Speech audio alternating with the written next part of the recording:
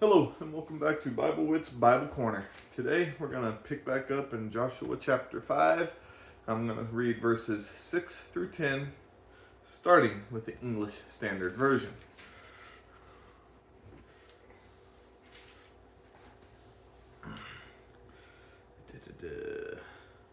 For the people of Israel walked 40 years in the wilderness until the nation of men of war who came out of Egypt perished because they did not obey the voice of the Lord. The Lord swore to them that he would not let them see the land that the Lord had sworn to their fathers to give to us, a land flowing with milk and honey.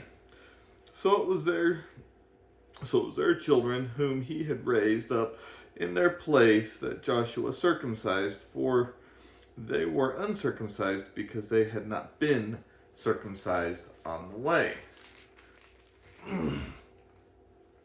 When the circumcising of the whole nation was finished, they remained in their places in the camp until they were healed. And the Lord said to Joshua, "Today I have rolled away the reproach of Egypt from you." And so the name of that place was called Gilgal to this day.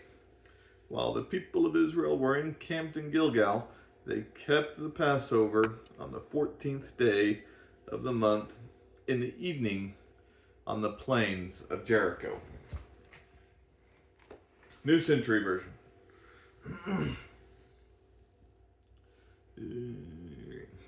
The Israelites had moved about in the desert for 40 years. During that time, all of the fighting men who had left Egypt had died because they had not obeyed the Lord. So the Lord swore they would not see the land he had promised their ancestors to give them, a fertile land.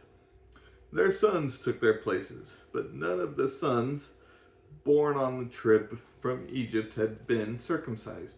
So Joshua circumcised them. After all the Israelites had been circumcised, they stayed in the camp until they were healed.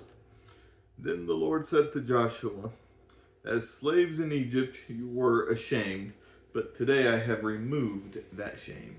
So Joshua named that place Gilgal, which is still named today. The people of Israel were camped at Gilgal on the plains of Jericho. It was there on the evening of the 14th day of the month they celebrated the Passover feast. Okay, so there's one thing in this passage I'm going to briefly touch on, because one, I don't have a whole lot of knowledge on it, and two, there's a couple of other things I want to get to as well. So the circumcision.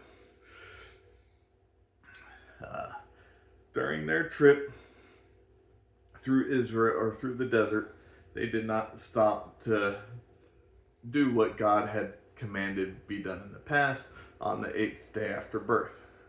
So most of these people actually, these men that were getting circumcised were full-grown adults when this happened. So that's what I want to talk about with that one. In that sense, they obeyed God's command. Now, I want to talk about a little bit before and after that. During their time in the desert, they did not obey God. That is why that generation died. So, now, this generation, they are listening to God. They obeyed that commandment there, which was an agreement that God had made with Abraham, and now we today get a spiritual circumcision when we are baptized. The other thing that these Israelites obeyed was the celebration of the Passover feast, which was the last of the 10 plagues before the Israelites came up out of Egypt. The angel of death passed over any house that had lamb's blood on the doorposts and the top part of the door. So they were celebrating that as, it needed to be celebrated. One, because that is how they got out of Egypt. But two, it was also to help them remember that God is in control. So for us today,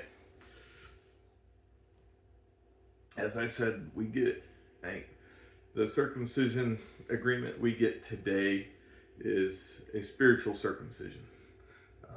As far as obedience to God, we do need to be obedient to the New Testament because that is the time frame that we live in.